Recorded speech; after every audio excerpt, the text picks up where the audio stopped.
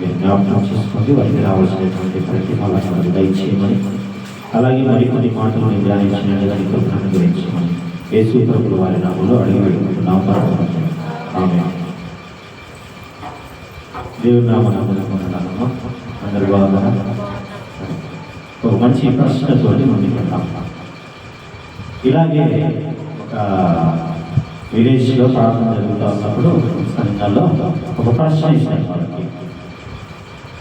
ఆ ప్రశ్నకి ఆన్సర్ ఎవరు చెప్పలేదు. నేను అన్నాను వాళ్ళకి, ఇదే ప్రశ్న కనుక మా కమ్మ వాళ్ళ మధ్యలో వేస్తే నలుగురు అమ్మ వాళ్ళు హల్లెలూయా అవుతారు. హల్లెలూయా. ఇదే ప్రశ్న కనుక మా జగ్గేపేటల మధ్యలో వేస్తే ఉన్నారా? ఆప్షన్ మంచిది. ఇదే ప్రశ్న కనుక మా మక్కపేట సంఘస్థుల మధ్యలో వేస్తే కక్కి మన సమాధానం చెప్పే వాళ్ళని చెప్పారు. ఇప్పుడు మీరు చెప్పకపోతే నేను అట్లా మాట ఇచ్చింది తెలియకుండా. సరే, ఏంటి ఆ ప్రశ్న అంటే, నేను ఒక ముగ్గురు వ్యక్తులను మీకు పరిచయం చేస్తాను కొద్దిగా. ఈ ముగ్గురు వ్యక్తుల్లో ఎవరు క్రైస్తవులో మీరు చెప్పాలి అన్న. మీరు కూడా ఛాన్స్. డేవిడ్ రాజు గారికి, బ్రదర్ ఏజ్ రాజు గారికి మీకు కూడా ఛాన్స్ ఉంది. ఎవరు ఆన్సర్ చెప్తే ముందుకు వెళ్ళిపోవాలి. షార్ట్ మెసేజ్ ఈరోజు కొద్దిగానే మాట్లాడతా. ఏంటి ఎవరు క్రైస్తవులు అంటే, మొదటి వ్యక్తి బాగా అయినారు తల్లి మీరంతా కూడా. మొదటి వ్యక్తి ఎవరంటే, ఒక మంచి పంటలో నడుస్తూ ఉన్నటువంటి వ్యక్తి, కాళ్ళ చెప్పులు చాలా ప్రయాసంతో నడుస్తూ ఉన్నాడు ఈ వ్యక్తి. ఇంకొక వ్యక్తి ఎవరయ్యా అంటే, మంచి జోరు వర్షంలో తడుస్తూ ఉన్నాడు, గొడుగు లేదు చేతిలో. ఈ రెండో వ్యక్తి. ఇక మూడో వ్యక్తి ఎవరయ్యా అంటే, కింద వస్త్రం ఉంది కానీ పై వస్త్రం లేదు, అంటే షర్ట్ లేదు, పై వస్త్రం లేదు, మంచి చలికి ఒలిగిపోతా ఉన్నాడు. ఈ ముగ్గురు వ్యక్తుల్లో ఎవరు క్రైస్తవులని అడిగారు. మామూలు అయితే అమ్మడే చెప్పేవాళ్ళు అన్నారు. చూద్దాం ఎవరు క్రైస్తవులు? ఇప్పుడు ఈ ముగ్గురిలో చెప్పులు లేనాడు క్రైస్తవుడా, లేకపోతే వర్షంలో తడుస్తూ గొడుగు లేనాడు క్రైస్తవుడా, లేకపోతే పై వస్త్రం లేకుండా చలిలో మురుగుతున్నవాడు క్రైస్తవుడా? ఎవరు క్రైస్తవులు ఇప్పుడు ఇద్దరు? ఎవరండి? అంతమంది చెప్తే నాకు కొంచెం జలుబు చేసి రీసౌండ్ వస్తా ఉంది, నాకు తెలియట్లేదు తల్లి. చలిలో వణుకుతున్నాడు క్రైస్తవుడు. ఇంకా ఓ ముగ్గురు అట, అక్కడి కూడా ఫెయిల్ కాకుండా. ఇంకా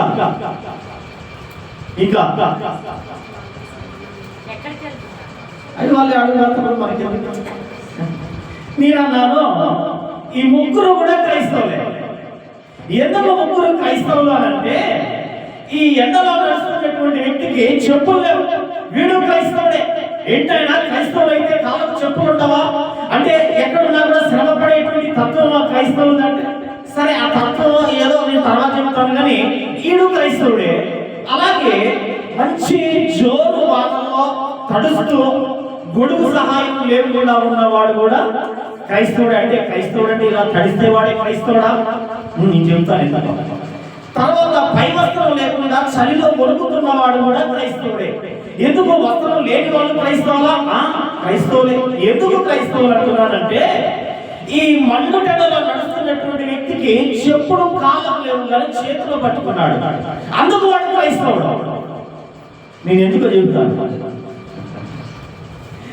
మంచి ఎండలో నడుస్తూ ఉన్నాడు, ప్రయాసపడతా ఉన్నాడు, చెమట కారుస్తా ఉన్నాడు, తడిసిపోతా ఉన్నాడు, కాళ్ళు కాలిపోతా ఉన్నాయి, కానీ కాళ్ళ చెప్పులు ఎక్కడ ఉన్నాయి? చేతిలో ఉన్నాయి కాబట్టి వాడు క్రైస్తవుడు. అలాగే వర్షంలో తడుస్తూ వెళ్తున్నటువంటి వాడు గొడుగు సహాయం లేదు, తడిసిపోతా ఉన్నాడు, కానీ గొడుగు మాత్రం వాడి సంఖలోనే పెట్టుకున్నాడు, కాబట్టి వీడు కూడా క్రైస్తవుడే. ఇంకొకడు కూడా చలిలో వెళ్తున్నాడు, వాడి పై వస్త్రం వాడి సంఖలోనే పెట్టుకొని ఉన్నాడు. ఎందుకు వీళ్ళు క్రైస్తవులు అన్నారంటే, ఈ రోజు ఉన్నటువంటి క్రైస్తవ్యం అంతా కూడా ఇదే దాపురించింది. కాబట్టి ఎవరండి? మమ్మల్ని అంత మాట అంటావా? ఏమండి? కాబట్టి వీళ్ళు క్రైస్తవులు.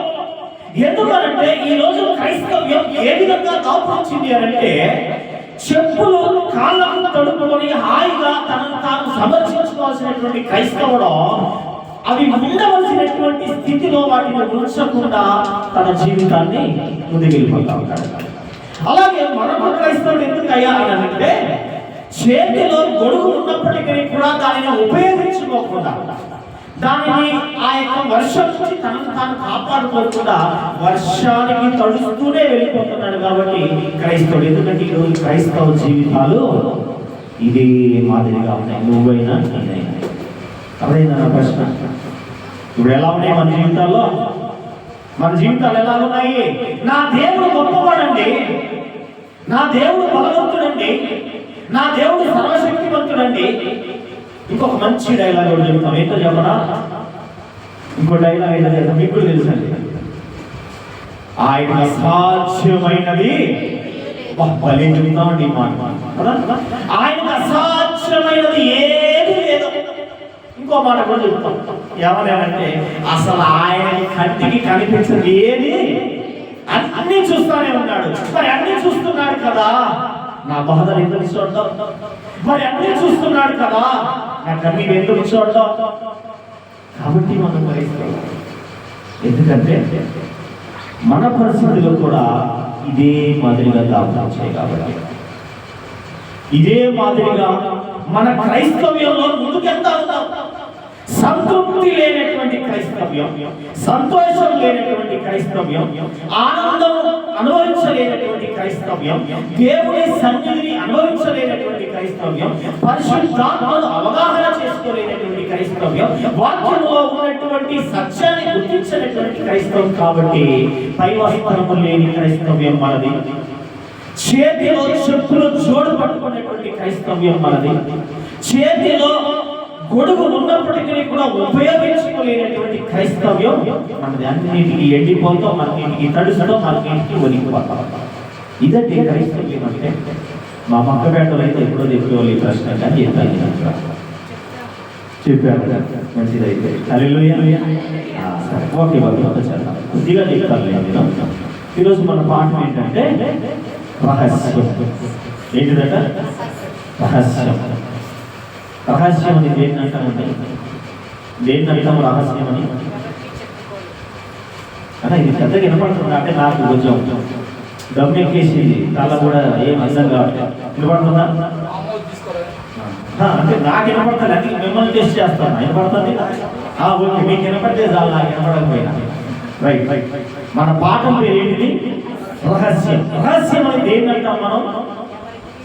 ఒక్కసారి చెప్పులు జోడు పట్టుకోవడం వాళ్ళంతా కూడా చేతులు పట్టుకోవడం అలాగే దిగుదామా? 3 వర్షాలు ఇస్తే మీకైతే అత్తంతామా మేము? అందుకే హల్లెలూయా చెప్పాలి కదా. సరే, మనం అంతా మంచి క్రైస్తవులు. హల్లెలూయా. అబ్బా, అంత మంచి. సరే, రహస్యం అని దేన్ని అంటామంటే ఏదైతే దాచబడి ఉంటుందో, ఏదైతే తెలియబడకుండా ఉంటుందో దానికి పెట్టిన పేరేంటి? రహస్యం, సీక్రెట్.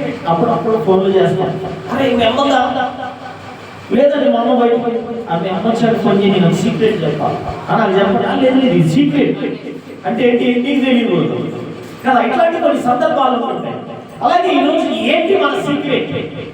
మన రహస్యం ఏంటి? మనం తెలుసుకునే రహస్యం ఏంటి అని అంటే, అసలు రహస్యం అనేది ఏముందండి? ప్రపంచంలో అన్నీ తెలిసిపోతా ఉన్నాయి, అన్నీ కూడా తెలుసుకుంటానే ఉన్నారు. ప్రపంచంలో ఉన్నటువంటి శాస్త్రాలన్నీ కూడా తెలుసుకుంటున్నారు. రాజకీయం అంటే ఏంటో తెలుసుకుంటున్నారు, సమాజం ఏంటో తెలుసుకుంటున్నారు, వ్యక్తుల యొక్క వ్యక్తిత్వం ఏంటో తెలుసుకుంటున్నారు, మనుషుల యొక్క మనస్తత్వం ఏంటో తెలుసుకుంటున్నారు, ఏ మూల ఏముందో తెలుసుకుంటున్నారు. ఎండలు రాకముందే దాని తీవ్రత ఎలా ఉంటుందో తెలుసుకుంటున్నారు. వానలు రాకముందే ఎక్కడ వర్షాలు పడతాయో, ఎక్కడ అల్పపీడనాలు ఉన్నాయో, ఎక్కడ ఆ యొక్క ఉద్రిక్తత చేకూర్చబడుతుందో ముందుగానే వాతావరణ సూచన కూడా మొత్తం తెలుసుకుంటున్నారు. సముద్ర గర్భంలో ఏముందో తెలుసుకుంటున్నారు, ఆకాశం ఆవల ఏముందో తెలుసుకుంటున్నారు. ఇంకా తెలియదు ఏముంది? ఈరోజు అన్నీ తెలిసిపోతా ఉంటాం, అన్నీ తెలుసుకుంటా ఉంటాం. తెలియదు ఏమీ లేదు. కానీ ఒక విషయం మాత్రానికి కొంతమందికి తెలుసు, మరి కొంతమందికి తెలియదు. ఏంటి ఆ విషయం అంటే, దేవుడు బాధలను ఎందుకు అనుమతిస్తాడు? ఈ రహస్యం తెలియదు. అంటే తెలియనంత వరకు ఏంటిది? అది రహస్యమే. తెలిస్తే పెద్దగా రహస్యం ఏం కాదు. కాబట్టి కొంతమందికి తెలియదు.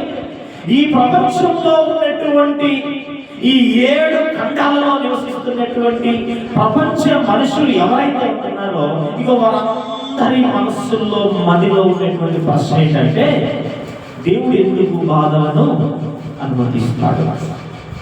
ఇక్కడ కూర్చున్న మనం కూడా ఈ ప్రశ్న కొన్ని సందర్భాల్లో కొన్ని పరిస్థితుల్లో మనం కూడా ఈ ప్రశ్నను వేసినటువంటి వాళ్ళు. దేవుడు ఎందుకంటే నాకు ఇన్ని బాధలు ఇస్తాడు?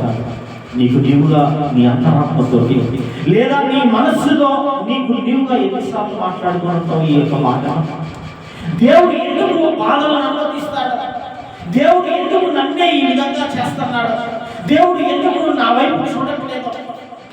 ఎన్నిసార్లు అనుకుంటున్నాను.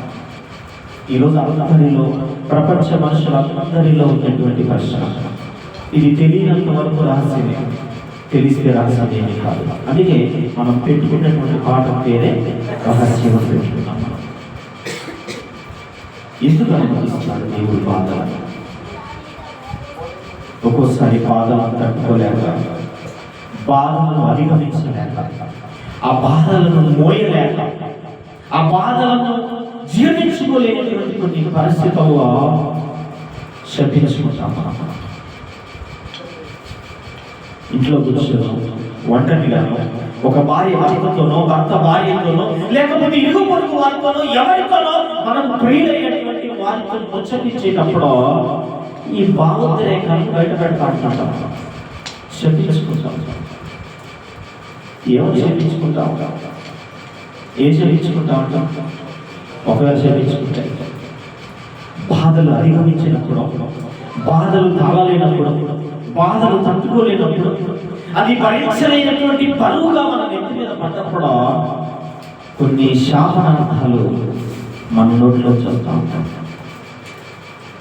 ఇంకా కొంతమంది అయితే అవి తట్టుకోలేక, ఆ బాధలకు పరిష్కారం దొరకక, లేదా ఎన్ని సంవత్సరాలైనా కూడా ఈ బాధ నా నుంచి పోదనేటువంటి ఒక ఆలోచనతోటి ఈ లోకం నుంచి దూరం అయిపోయిన వాళ్ళు కూడా ఉన్నారు. తాము ప్రేమించేటువంటి వారి నుంచి దూరమైనటువంటి వాళ్ళు కూడా ఉన్నారు. తాము అన్నటువంటి వారి నుంచి దూరం అయిపోయినటువంటి వారు కూడా ఉన్నారు. ఈ లోకం నుంచి శాశ్వతంగా విడిచిపెట్టి వెళ్ళిపోయినటువంటి వారు కూడా ఉన్నారు. ఆత్మహత్యలు చేసుకుంటూ కాలేజీ స్టూడెంట్స్ కొంతమంది బాధను తట్టుకోలేక వాళ్ళు ఉన్నటువంటి హాస్టల్ గదులలోనే ఉరిపోసుకున్నటువంటి వాళ్ళు కూడా ఉన్నారు, మనకు తెలుసు.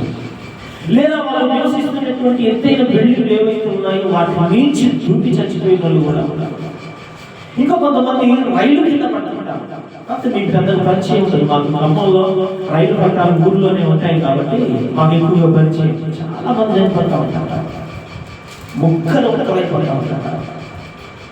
పిల్లలు కలిగినటువంటి వాళ్ళు, చదువుకునేటువంటి వాళ్ళు, లేదా ప్రేమలో విఫలమైనటువంటి వాళ్ళు, లేదా తల్లిదండ్రులు ఏదో అన్నారని, ఫ్రెండ్స్ ఏదో ఆట పట్టించారని, ఈ విధంగా ఎవరు అవమానించారని కొన్ని బాధలు పోయలేక చాలా మంది లోకాన్ని విడిచిపెట్టిపోయిన వాళ్ళు కూడా ఉన్నారు. పురుగుల మందు తాగిన వాళ్ళు ఉన్నారు. ఈ విధంగా రకరకాలైనటువంటి వాళ్ళు ఉన్నారు. రోజుకి వేల మంది చనిపోతూ ఉంటారు. గవర్నమెంట్ హాస్పిటల్ కాడ ఎక్కడైనా నిలబడి చూడండి, వస్తానే ఉంటుంది. ఆత్మహత్యకు పాల్పడినటువంటి వాళ్ళు, లేదా చనిపోయినటువంటి వాళ్ళు, ఈ విధంగా అసూలు బాసినటువంటి వాళ్ళు చాలా బాడీస్, చాలా మంది దేహాలు వస్తూ ఉంటాయి. అయితే అలా వచ్చినటువంటి వాళ్ళు కొంతమంది అయితే అక్కడే ఉండి బాధలు చెప్పాలి, ఇట్లాంటి సాగు చచ్చిపోతుంది. ఎందుకు ఇవ్వరు? ఇంకెంతకాలం ఈ ఆయాసకాల ఆయుష్కాలంలో, ఇంకెంతకాలం ఈ పాడు బ్రతుకు, ఇంకెంతకాలం ఈ రోగిష్టి బ్రతుకు, ఇంకెంతకాలం ఈ వ్యాధి కలిగినటువంటి బ్రతుకు, ఇంకెంతకాలం ఈ అప్పుల బాధలు భరించలేనటువంటి ఈ బ్రతుకు, ఇంకెంతకాలం అవమానాలు భరించలేనటువంటి బ్రతుకు ఎప్పుడు పోతుంది అని చనిపోయేటువంటి వాళ్ళు ఉన్నారు. ప్రతిరోజు చచ్చి బ్రతికే వాళ్ళు కూడా ఉన్నారు. మరి ఎందుకు దేవుడి బాధలను అనుమతిస్తున్నారు? ఎందుకు అనుమతిస్తున్నారు? ఆయన వచ్చిందే బాధ నుంచి విముక్తి చేయడానికి కాదా? లేదా అసలు ఆయన దగ్గరికి వస్తేనే కదా ఆయన సమాధానం ఇస్తాడని చెబుతున్నారు పాస్టర్ గారు. ఆయన దగ్గరికి వస్తే సంతోషిస్తాడని చెబుతున్నారు కదా. మరి ఎందుకు దేవుడు బాధల్ని అనుమతిస్తున్నాడు?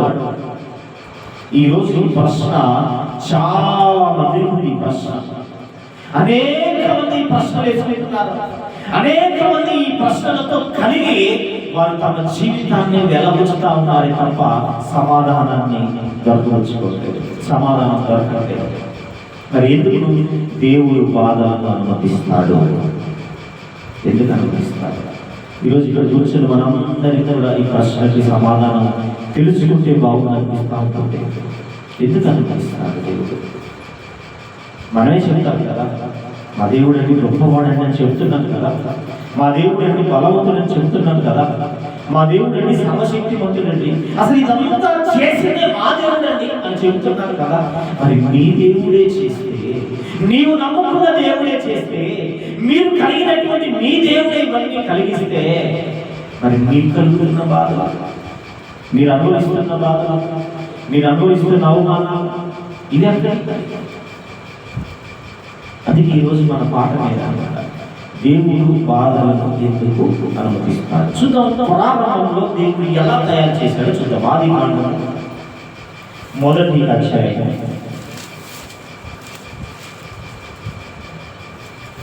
ఆదికాండము మొదటి అధ్యాయం 31వ వచనం.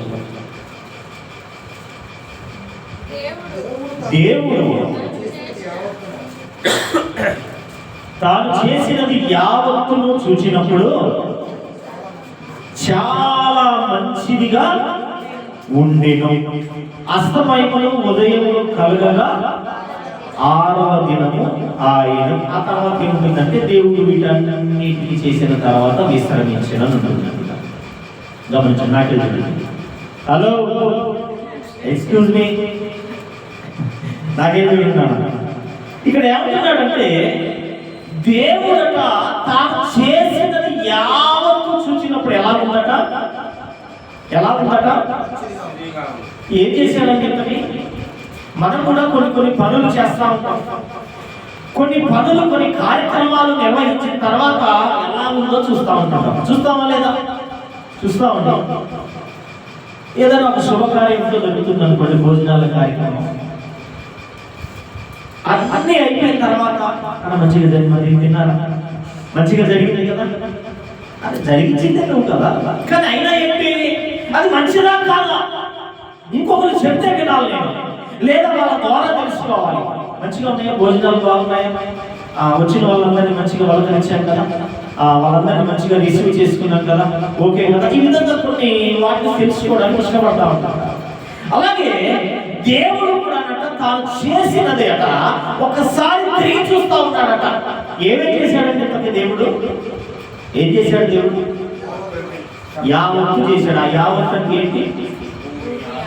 భూమిని ఆకాశాన్ని చేశాడు, ఆ తర్వాత ఆకాశం భూమిని వేరుపరిచాడు, తర్వాత జలాలను కలిగించాడు, తర్వాత ఫలమిచ్చేటువంటి ఫలవృక్షములు కలిగించాడు, జలచరాలేంటి, సముద్ర క్షీరదాలేంటి, ఇంకా ఆకాశ పక్షులేంటి, నేలపాకు పురుగులేంటి, ప్రతి పదార్థాన్ని తయారు చేశాడు, అన్నిటినీ తయారు చేశాడు.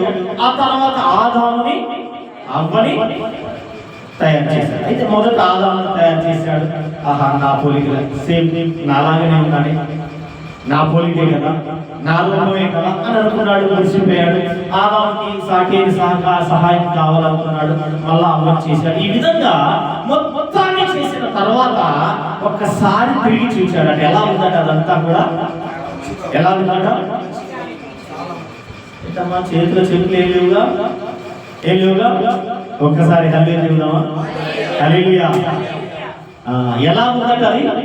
తిరిగి చూసినప్పుడు ఎలా ఉందట? మంచిగా అంటే ఎక్కడ ఏ అంతరాయం లేదు, చాలా చక్కగా ఉంది, చాలా చక్కగా ఉంది. ప్రారంభం నుంచి ఆయన పని మొదలు పెట్టిన నాటి నుంచి పని మొత్తం ముగించిన తర్వాత ఒక్కసారి దేవుడు యావత్తు తన పని చూసినప్పుడట చాలా మంచిగా ఉందట, చాలా మంచిగా ఉందట. ఆ విధంగా చూసిన తర్వాత ఆయన విశ్రాంతి పొందాడు, విశ్రాంతి తీసుకున్నాడు. అంటే విశ్రాంతి పొందేంతగా పని చేసి పనిని చూస్తే చాలా మంచిదిగా ఉంది. అంటే ఏ బాధ ఆకాశ పక్షులను కలగ చేశాడు. ఎక్కడ ఎటువంటి డిస్టర్బెన్స్ లేదో. సముద్రము నేల పాకేటువంటి పురుగులను, చతుష్పాద జంతువులను, అనేక రకాలైనటువంటి వాటిని కలగజేశాడు. ఎక్కడ ఎటువంటి డిస్టర్బెన్స్ లేదు. ఆదాము చేశాడు, అమలు చేశాడు, అయినా డిస్టర్బెన్స్ లేదు. యావత్తు చూశాడట. ఈ విధంగా ప్రారంభంలో ఏ బాధ లేనటువంటి ఒక అద్భుతమైనటువంటి అందమైన ప్రపంచాన్ని దేవుడు చేస్తూ వచ్చాడు. ఇక చివరిలో చూద్దాం ఒకసారి. ప్రారంభం చూసాం కదా, చివరిలో కూడా చూద్దాం. ప్రకటన గ్రంథం 21వ అధ్యాయం 3-4 వచనాలు.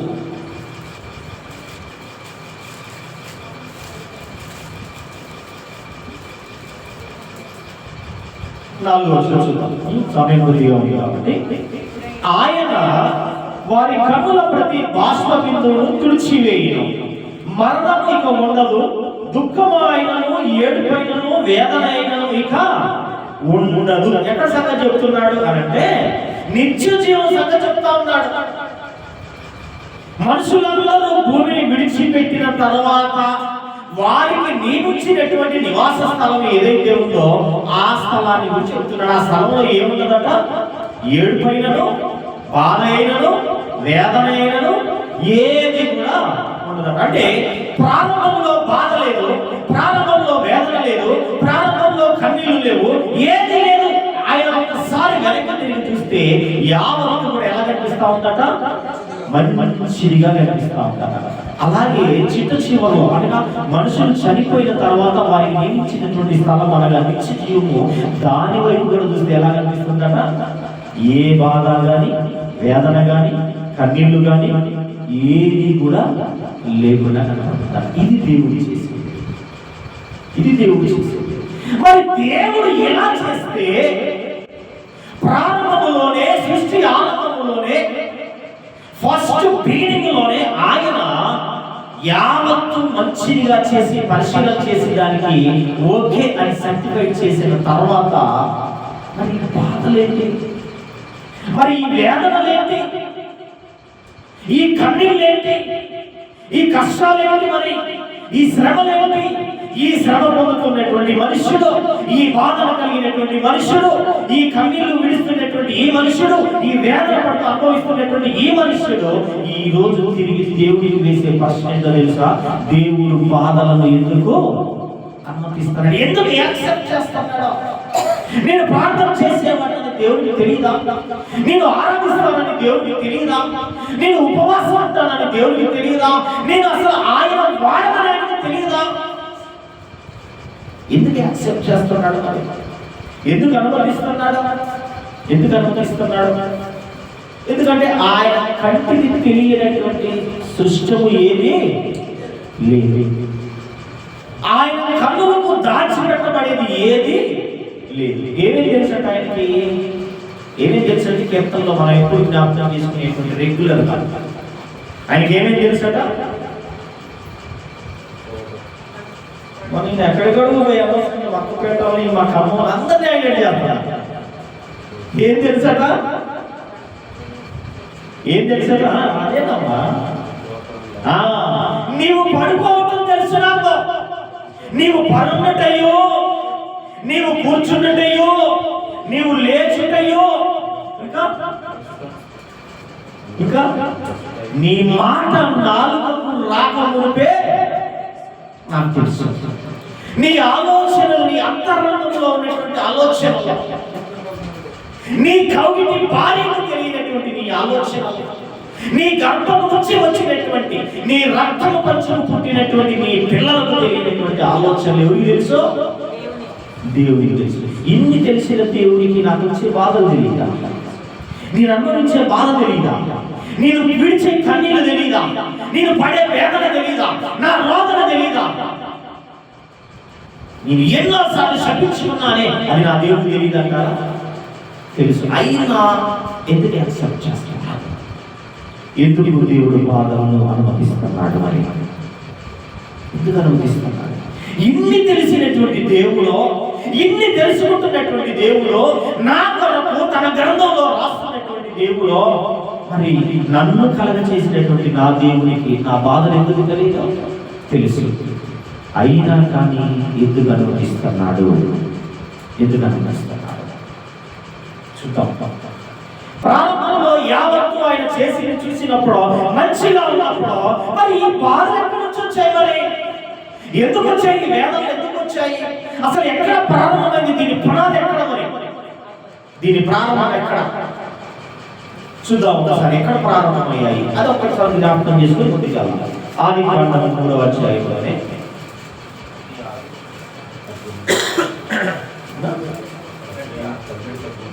17-18 ఆదికాండం 3వ అధ్యాయము. ఆయన ఆదాముతో ఎవరండి ఆయన? ఏ దేవుడైతే భూమిని ఆకాశాన్ని కలగచేశాడో ఆయన అంటే ఏదో సాదా సేదా ఆయన కాదు. ఆయన ఏమి?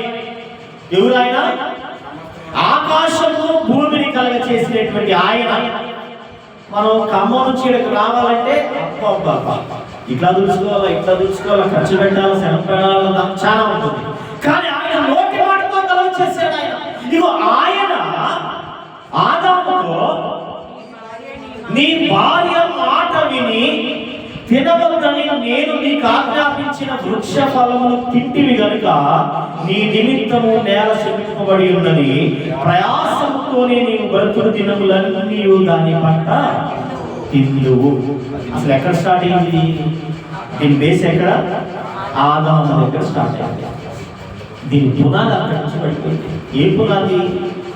ఈనాటి వరకు కూడా మనం అనుభవిస్తున్నటువంటి బాధలు ఏవైతే ఉంటున్నాయో, శ్రమలు ఏదైతే ఉంటున్నాయో, వేదనలు ఏదైతే ఉంటున్నాయో, అసలు దీనికి వెనక్కి వెళితే దీని ప్రారంభం ఎక్కడ స్టార్ట్ అయిందండి? ఎక్కడ ప్రారంభమైంది? ఈ వ్యాధి ఎక్కడి నుంచి వచ్చింది అని అంటే అది ఎక్కడ ప్రారంభమైందట? ఆదాము గారి దగ్గర ప్రారంభమైంది. ఎందుకు అక్కడ ప్రారంభమైంది? అంతకు ముందే చదువుకున్నాం కదా. యావన్నాడు దేవుడు ఒక్కసారి ఇలా చూస్తే యావత్ ఎలా కనపడతా ఉంది? సస్యశ్యామలంగా కనపడతా ఉంది. ఆదాము అవ్వలు ప్రతిరోజు హాయిగా ఏదైనా తోటలో సంచరిస్తా ఉంటారు. ప్రతి చల్లబుట్ట ప్రతిరోజు తండ్రిని కలుసుకుంటా ఉన్నారు, మాట్లాడుతూ ఉన్నారు, హాయిగా వారి జీవితం వెల్లబుచ్చుతా ఉన్నారు. పక్షులు చూస్తే, భూమి చూస్తే, ఫలవృక్షాలు చూస్తే, ఈ విధంగా ప్రతి దాన్ని చూసినా కూడా చాలా సస్యశ్యామలంగా అందంగా కనిపిస్తా ఉంటారు. కానీ ఆదాము ఎప్పుడైతే ఆయన మాటను అతిక్రమించాడు, అనగా పాపములోకి ప్రవేశించాడు, ఏం స్టార్ట్ అయింది? బాధలు స్టార్ట్ అయ్యాయి. దేవుడు అనుమతించాడు. దేవుడు ఏం చేశాడయ్యే? ఆదాము కావాలని కోరుకోలేదు. నాకు లైట్ కావాలైనా సూర్యుడు కావాలని ఆదాము ఏం అడగలేదు. ఆదాముకు తెలియదు అసలు అదేమీ కూడా. అన్ని ఆయనే చేసి మొత్తం ఒక ఇల్లు ఎలాగైతే సర్దుబాటు చేసి అందులోకి ఇంటి వాళ్ళని తీసుకుంటారు అట్లా తీసుకొచ్చాడండి ఆదాము అవ్వని. అన్ని తయారు చేసి ఆ ఇంటిలోకి ఎవరు తీసుకొచ్చాడు? ఆదాముని, ఓనర్ తీసుకొచ్చాడు. ఆదామా, ఈ ఇంటికి నువ్వే రాజు, నువ్వే యజమాని, నువ్వే సర్వం, నువ్వే. ఇంకా అన్నిటినీ పిలిచాడు. వాటికి ఆదాము ఏ పేరు పెట్టినో ఆ పేరుతోనే అవి నేటికి పిలువబడతా ఉన్నాయి. ఇంత అధికారాన్ని ఆదాము ఇచ్చి హాయిగా బ్రతకమని చెబితే ఏం కలగ తీసుకున్నాడు? ముళ్ళ తుప్పలో, గచ్చ పొదలో వీటిని మొలిపించును. భూమి అంటే ఏం మొలిపిస్తుందట?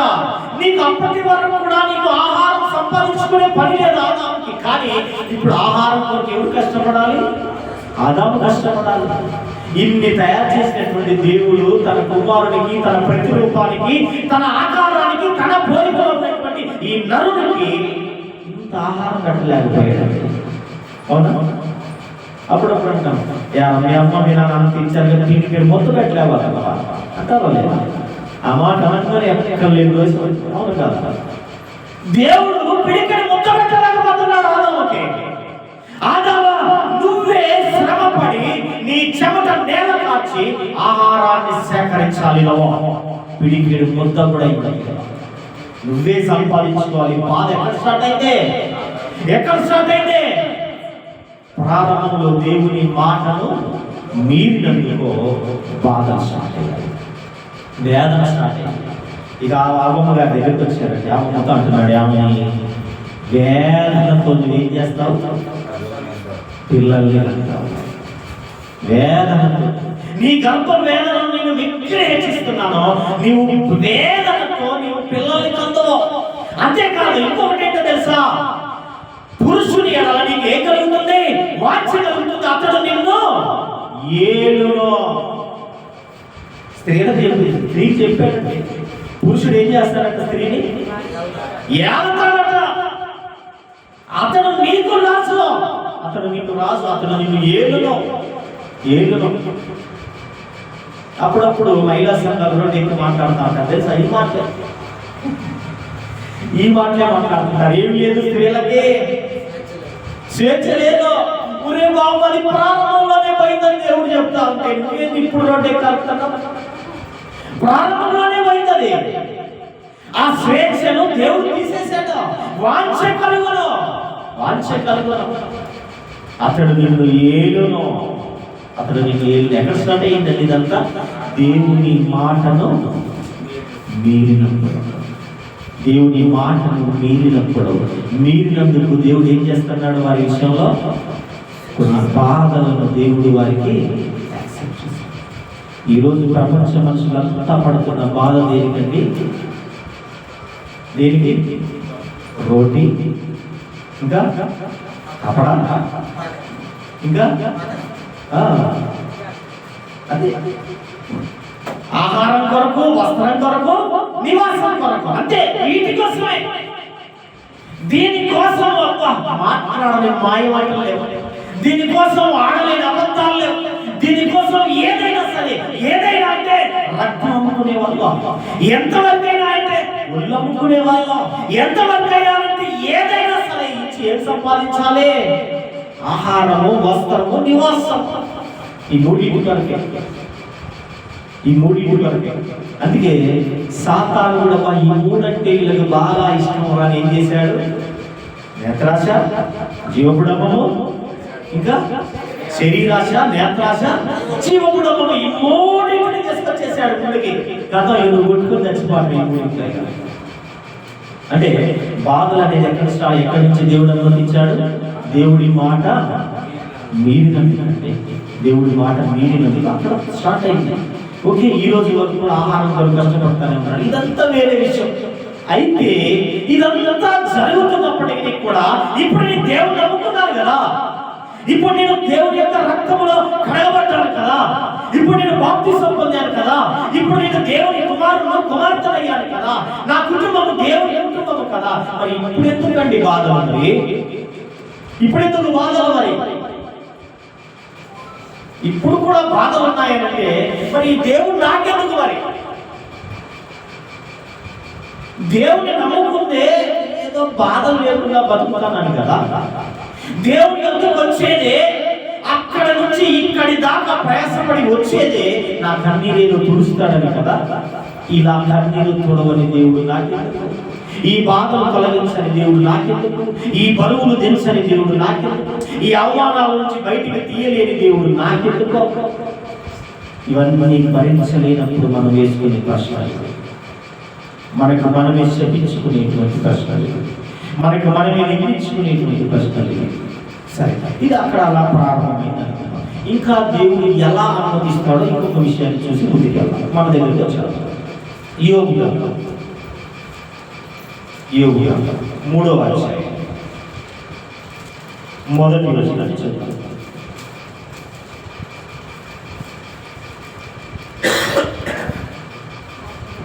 యోబు గ్రంథం 3వ అధ్యాయం మొదటి వచనం.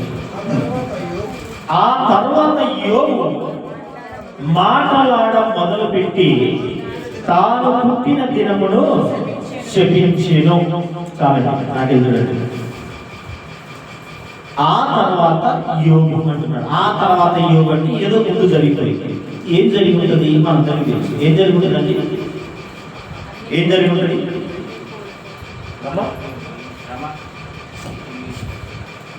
ఏం జరిగి ఉంటుంది?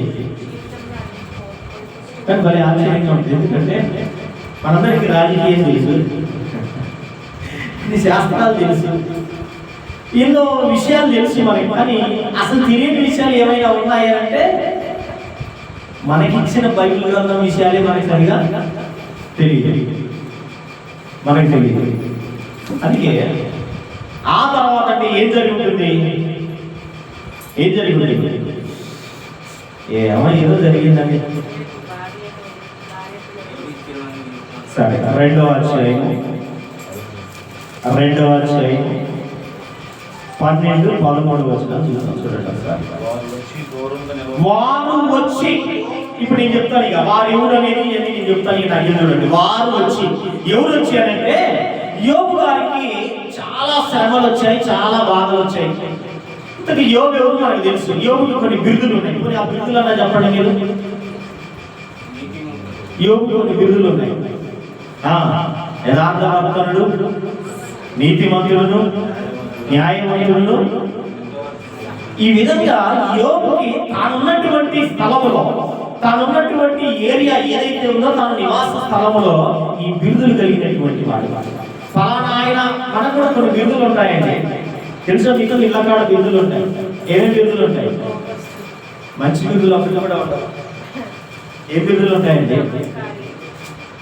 ఎవరు ఇంటికి పోవాలంటే అరే వాడు కోపిస్తుడు ఉందా, వాడు లేడా ఇంట్లో. ఎవరంటే వాడు బిరుదు ఏంటి? కోపిస్తుడు. ఐటమ్ ముసలా ఉంది. అస్సలు వారదండి ఆ బిరుదది. ఆ అస్సలు వారదండి. ఎవరు వచ్చినా కూడా ఏదో ఎక్కడ పోతున్నారు వాళ్ళ బిరుదులండి. అట్లాంటి మనకు కూడా కొన్ని ఉంటాయి. మన గురించి ఏమని చెప్తారో మనకు తెలియదు కదా. అలాగే యోబు గారికి ఉన్నటువంటి బిరుదులో యథార్థవంతుడును, న్యాయవంతుడును, ఇంకా నీతిమంతుడును, ఈ విధంగా ఇన్ని బిరుదులు కలిగినటువంటి యోబుకి బహుభయంకరమైనటువంటి బాధలు, వేదనలు కలుగుతూ వచ్చాయి. ఈ వేదనలో యోబు గారి పట్ల మంచి డియర్ ఫ్రెండ్స్ ముగ్గురు ఉన్నారు. ఈ ముగ్గురు స్నేహితులు యోబుతో మాట్లాడి ఓదార్చి యోబుని కాసింత ఊరట కలిగిద్దామని చెప్పి యోబు దగ్గరికి వచ్చారు. అలా వచ్చినప్పుడు జరిగిన సందర్భం ఇప్పుడు మనం జరుగుతుంది, చూద్దాం. వారు వచ్చి, ఇది ముగ్గురు స్నేహితులు వచ్చి దూరముగా నిలబడి కన్నులెత్తి చూచినప్పుడు అతనిని పోల్చలేక, ఎవరిని పోల్చలేక, యోబు గట గుర్తుపట్టే స్థితిలో లేడట. యోబు గుర్తుపట్టట్లేదట. ఎందుకు? ఆ స్థితి, ఆ రూపం మారిపోయింది. ఆ రూపం మారిపోయింది. ఈ మధ్య కొంతమంది నన్ను కలిసిన వాళ్ళు ఏమంటున్నారు తెలుసా? పురి నువ్వేదో అట్ట అవుతున్నావు అంటే నాకు ఒకటే భయం అవుతావు. ఏంటి నాకేమైంది? ఎందుకు అట్ట పక్కన అయిపోతున్నాయి? భయం తగిలిందా ఏంది? నీకేమన్నా రావాలంటున్నారు. నిజంగానే బక్కగయ్యాను, కానీ వాళ్ళు అనే మాటకి హాస్పిటల్కి పోతే బాగా అప్పుడప్పుడు అనిపిస్తా ఉంటున్నాను. ఎందుకు ఇంత బాధగా అవుతున్నా? నాకే డౌట్ పెట్టేశారు, అర్థం పెట్టేశారు నాకే. ఎందుకు చాలా లావుండేవాళ్ళు, మీకు తెలుసుకోలేదు. సుమారుగా 100 కేజీలు ఉన్నాయి. టక్కేసుకుంటే ఎందుకు టక్ అవసరం మామా అనేది, ఆ బొర్ర తీసుకుని టక్కు కావాలని టక్కేయడానికి ఇప్పుడు బొర్ర లేదా? సరే పోనీ కదా. యోబు గారినట ఆ విధంగా చూసి వాళ్ళు గుర్తుపట్టలేకపోతా ఉన్నారు. వాళ్ళు గుర్తుపట్టలేని స్థితిలో యోబు గారు ఆయన చూచి వాళ్ళు ఏం చేస్తున్నారు చూడండి. అక్కడ తమ వస్త్రములు చింపుకొని ఆకాశం తట్టు తలల మీద ధూళి చల్లుకొని ఎలుగెత్తి ఏడ్చివి. ఎందుకో? వాళ్ళ కుమారులు చనిపోయినందుకు కాదు, వాళ్ళ కుమార్తెలు చనిపోయినందుకు కాదు, వాళ్ళ ఆస్తులు నష్టమైనందుకు కాదు. తన స్నేహితుడైనటువంటి యోబును పరామర్శించడానికి, తన స్నేహితుడైనటువంటి యోబును ఓదార్చడానికి వచ్చినటువంటి ఈ ముగ్గురు డియర్ ఫ్రెండ్స్ యోబు యొక్క పరిస్థితిని చూసి వీళ్ళు బట్టలు చింపుకుంటున్నారు. ఒకసారి ఇమాజినేషన్ చేయండి. ఇమాజినేషన్ చేయండి ఒకసారి. ఎలా ఉందా? ఎలా ఉందా? సాధారణంగా ఎప్పుడైనా బట్టలు చించుకునేటువంటి దుఃఖం మనకు వస్తుందా? వస్తుందండి?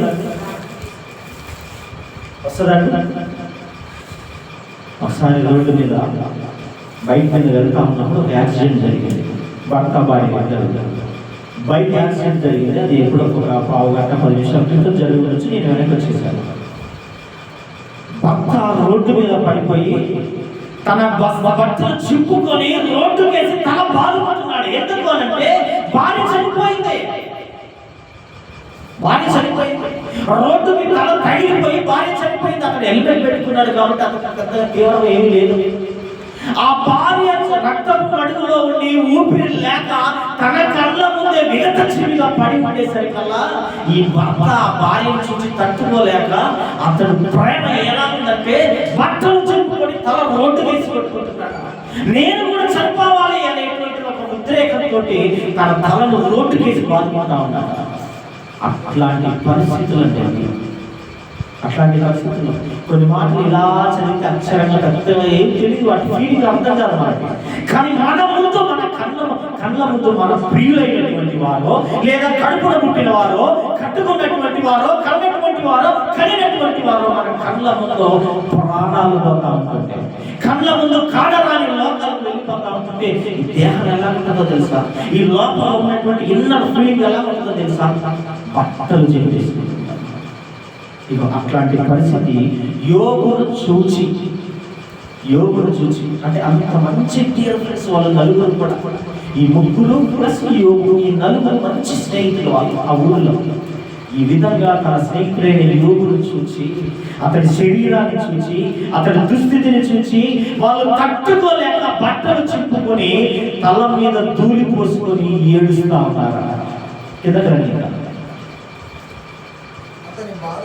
అతని బాధ అత్యధికంగా ఉండేనని గ్రహించి ఎవరు అతనితో ఒక్క మాట పలకగా రేయి పగల్లో 7 దినములు అతనితో కూడా నేలను. ఈ ముగ్గురు స్నేహితులు ఏం చేశారట? యోగు మాట్లాడలేదు, సైలెంట్గా ఉంటారు. ఒక మతి స్థిమితం లేని వాడిగా, మతి పోయిన వాడిగా దిగాలుగా కూర్చొని ఉన్నాడు. శరీరం అంతా కూడా కురుకులతో పురుగులు కూడా పట్టినటువంటి పరిస్థితి. భార్య కానీ ఎవరు కూడా దగ్గరకు రానటువంటి పరిస్థితిలో ఆ స్నేహితులు చూచి అతని పరిస్థితిని తట్టుకోలేక అతనితో పాటు ఏం చేశాడట? నేల మీద కూర్చున్నారంటే ఎన్ని రోజులు? 7 రోజులంటే.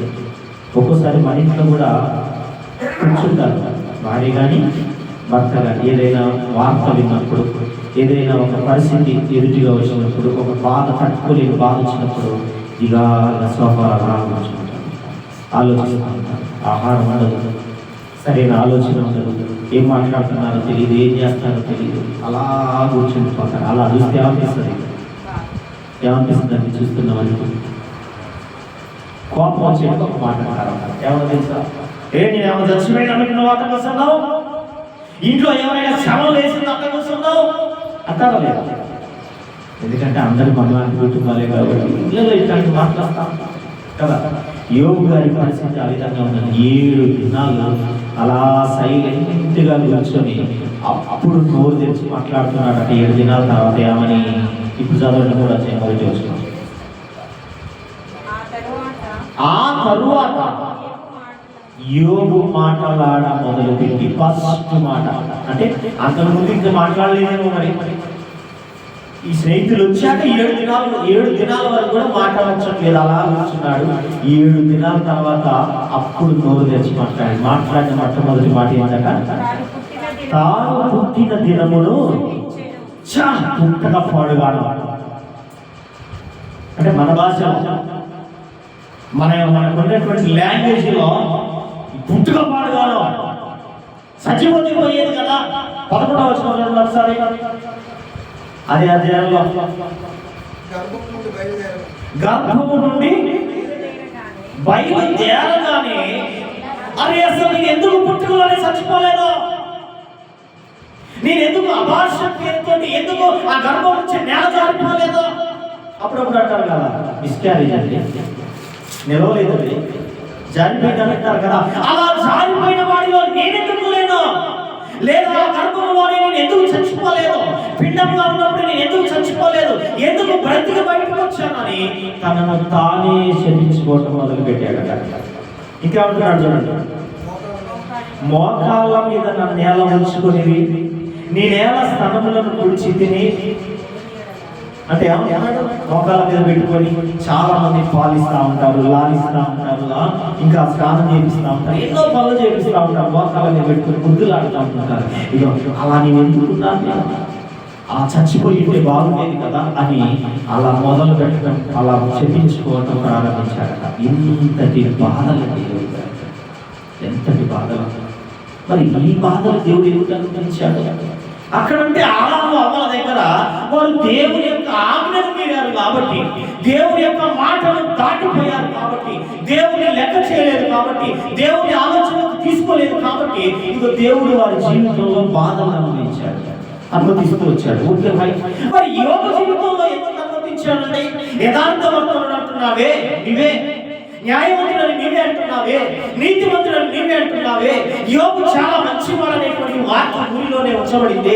మరి ఇటువంటి ఈ మంచి భక్తి కలిగినటువంటి, విశ్వాసం కలిగినటువంటి యోగుకి దేవుడు ఎందుకు బాధను అనుమతించాడు? మరి ఎందుకు అనుమతించాడు? ఎంత బాధ!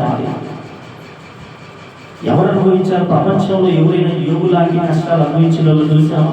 లేదు, ఎవరిని చూడలేదు. మరి ఇక్కడెప్పుడు యోగ జీవితంలో దేవుడు ఈ బాధను అనుమతించాడు అని అంటే, ఇక్కడ ఒక రీజన్ ఉంది. ఏంటి రీజన్? మనకు బాగా తెలుసు. ఏం రీజన్ అండి? ఏం రీజన్? దేవుడికి అపవాదికి మధ్యలో ఎవరున్నారు? యోగు ఉన్నాడు.